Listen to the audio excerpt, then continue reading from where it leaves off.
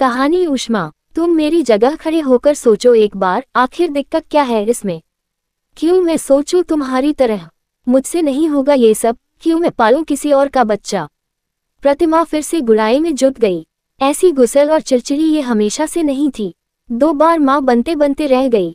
अब कोई उम्मीद नहीं है, बस अपने पौधों में लगी रहती है, उन्हीं में जीवन ढूंढती है, उनसे बात करती है। कभी कभी तो मैं डर जाता हूँ, पागल तो नहीं हो रही है? दिन भर धूप में छोड़ दिया। राजा गुस्सा हो गया।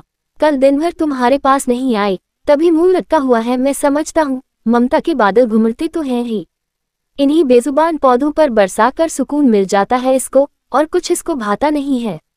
ना घूमना, ना सजना, ना बात करना, शायद इतना ही बहुत नहीं था। तभी एक और हादसा मुझे हिला गया। सुबह सुबह भैया का फोन आया। दीदी और जीजाजी की कार ट्रक से टकरा गई। दोनों ने वही दम तोड़ दिया और पीछे छोड़ गए। 3 महीने की अबोध बिटिया मानसी में फूट फूट कर रो पड़ा।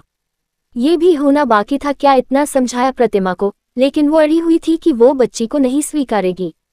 रात दिन की बहस के बाद मैंने एक निर्णय लिया। मानसी अपनी नानी के पास थी, मैं उसे यहाँ ले आया। एक 24 घंटे की आया रख ली। ऑफिस देर से जाने लगा और कोशिश रहती थी कि जल्दी घर पहुंच जाऊं। मैं प्रतिमा को बाध्य नहीं कर सकता कि वो बच्ची को स्वीकार करे। दिन कट रहे थे। एक दिन प्रतिमा पौधों को सींच रही थी। कुछ सोचकर मैं गया, बात शुरू की। कितने बड़े हो गए तुम्हारे पौधे? वाह भी, एक जरा से बीज से इतने बड़े बड़े हो गए। अरे नहीं, प्रतिमा मुस्कुराते हुए बोली, सब थोड़ी बीज से उगाए हैं। ये चारों पौधे तो नर्सरी से लाई थी मैं सफल हो गया था व्यूह रचना में।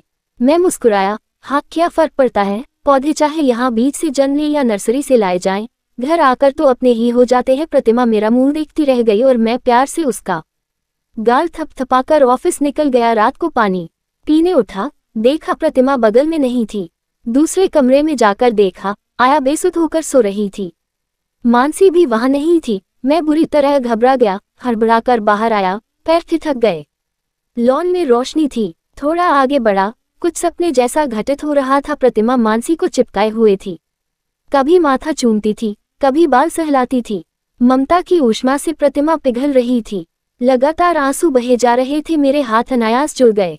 मेरे सामने प्रतिमा और मानसी नहीं, माँ मरियम और उनकी गोद में नन्हे से यीशु थे।